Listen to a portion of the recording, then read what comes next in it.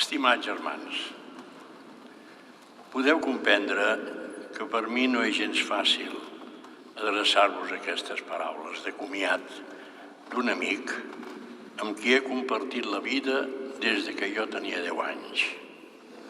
Companys de col·legi, companys de seminari i durant gairebé 50 anys companys en la pastoral en aquesta parròquia. Però és que, a més, ell ha estat una persona que ha ocupat aquell lloc meu, aquí mateix, en el cas d'un gran nombre de persones que va acompanyar en la malaltia i que després els va acomiadar posant-los a les mans del Pare. I una feligresa de mirada molt intel·ligent em deia sovint: el Pare Vallès, els enterraments els broda. Nosaltres som aquí amb la intenció que aquesta feligresa, que suposo que és aquí, pugui comentar. Tots hem treballat amb la intenció de que l'acomiadament del Pare Vallès en aquest monestir hagi estat un bonic brodat, preparat amb molta estimació. Voldria fer un parell d'observacions al començar. Potser m'allargaré una mica, no és costum meu, però potser m'allargaré. Compreneu-ho. En primer lloc, parlaré fent un suposat diàleg amb el Gabriel. El dia de Nadal li vaig anar a portar l'unció dels malalts i el viàtic i ell tenia jo només, em van donar permís per entrar 15 minuts. I aleshores li vaig dir: mira, noi, només puc ser 15 minuts aquí. Diu: doncs mira, primer parlem una estona i quan vegis que ja llavors em dones els sagraments, tu te'n vas i jo em quedaré resant. I així ho vam fer. I ara voldria una mica continuar aquest diàleg del dia de Nadal. Esclar, ell està en una altra esfera, però és aquí. I em permetreu, doncs, que em dirigeixi a ell, parlant de molts temes que vam parlar aquell dia de pastoral, de la nostra pastoral al monestir. En segon lloc, potser una cosa que us sorprendrà, però em dirigiré a ell amb l'expressió que ho he fet durant més de 60 anys i que no en conec l'origen, però és així. Per mi, ell era el conde. I sempre que em trucava li deia: hola, conde, què tal? Era la primera resposta quan em trucava per telèfon. I ara permeteu-me que em dirigeixi així a ell. Hola, conde. Pillastre, m'has passat al davant. Recordes quan discutíem qui faria l'homilia de la mort de l'altre? Doncs m'ha tocat a mi. I t'adverteixo que aprofitaré l'ocasió per comentar-te algunes coses que quan eres aquí no em deixaves dir-te i que ara doncs les diré. I com que no pots protestar, doncs aprofitaré per dir-les amb molta il·lusió i estimació, però les diré. Són coses que sempre m'han fet enveja de tu i me'n seguiran fent sempre. I començo per una cosa, per un detall. Voldria fer esment, en primer lloc, de la teva fina sensibilitat. Sensibilitat que es feia patent en l'art, la litúrgia, la pietat, el tracte amb les persones. Aquesta sensibilitat fina sovint et portava a patir. A patir per coses que els altres no valoràvem tant. De manera que tu tenies molts motius per sentir-te patidor. Per això m'ha agradat molt he escollit la primera lectura d'avui, que diu: les ànimes dels justos estan en mans de Déu i ells estan en pau. Jo diria, potser que sóc atrevit, però que potser és la primera vegada que estàs en pau, en la pau de Déu. Feliç tu.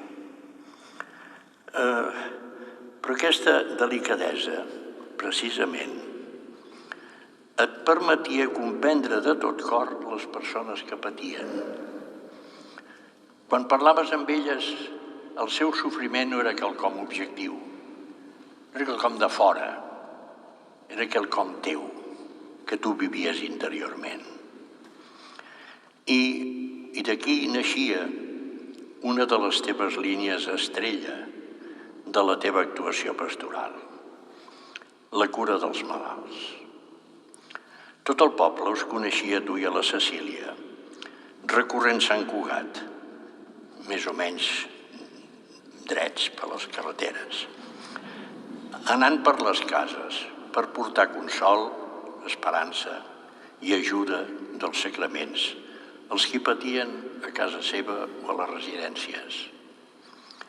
Jo m'imagino el Senyor ahir al matí, sortint a rebre amb els braços oberts i dient-te: vine beneït el meu pare i rep el regne que tenia preparat, perquè estava malalt i em vas visitar moltes vegades.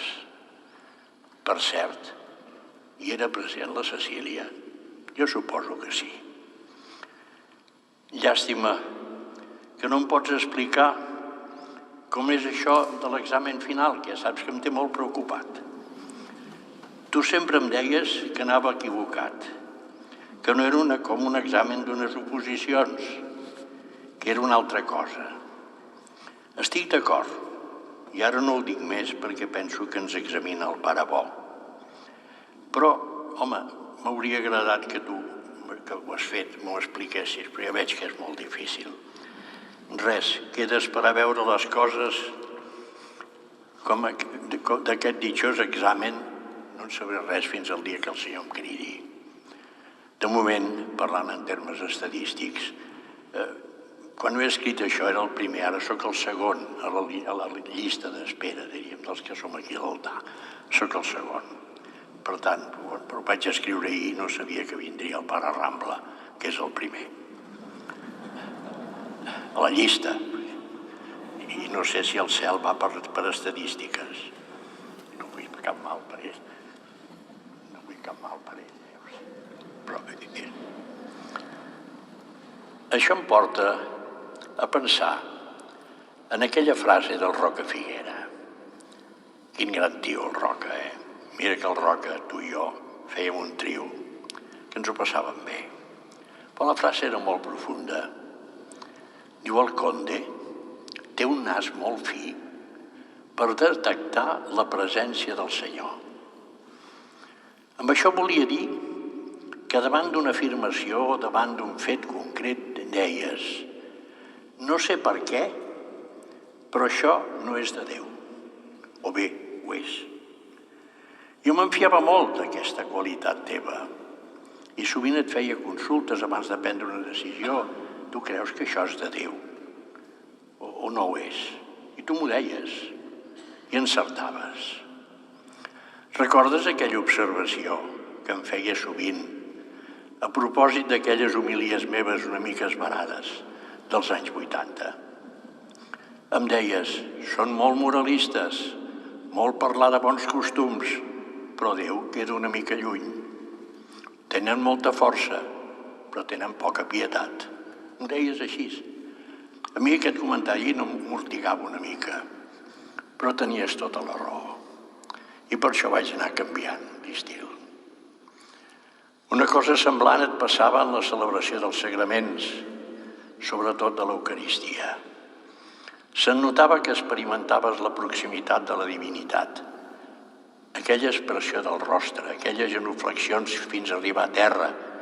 Això ara encara ara, quan jo no em puc quasi ajupir, tu ajupies fins a terra.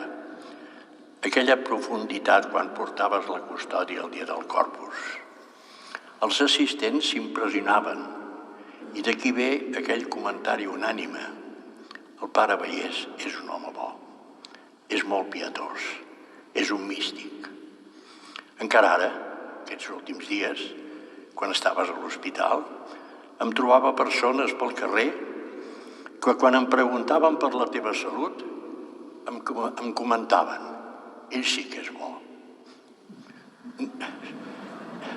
No vull acabar sense fer referència a la teva estada a París fent la tesi doctoral en litúrgia. Allà vas viure el famós maig del 68 Recordo un dia que em vas telefonar per dir-me que havies descobert un grafiti que t'havia impressionat molt. Deia, sabeu que encara queden cristians? Com ho vam dir, el Juràssic encara. Però tu hi vas anar amb voltes, fes molt això de donar voltes. I el diumenge següent vas predicar a l'església de Sant Severin, a París, dient que estaves molt content d'aquella afirmació, que feia veure que encara hi havia cristians, és a dir, persones que creien en l'amor. Un exemple més de la teva capacitat de parlar de Déu en els ambients més difícils. Sort que amb tota seguretat no et va poder replicar el menja capellans que ho havia escrit en un sentit completament diferent.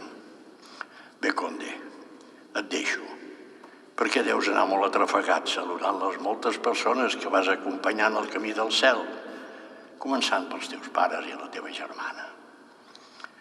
Germans tots, això ha estat una ficció, però les paraules i les obres del nostre pare Gabriel són una realitat. La realitat d'una persona de carn i ossos que ha viscut i ha treballat entre nosaltres. Allò que el papa Francesc en diu els sants de la porta del costat. Un apassionat del monestir. Evidentment, com tots, tenia les seves debilitats. Per això encara el fa més proper i ens dona l'esperança que el Senyor, com tot bon pare, es fixa més en les virtuts que no pas que en els efectes dels seus fills.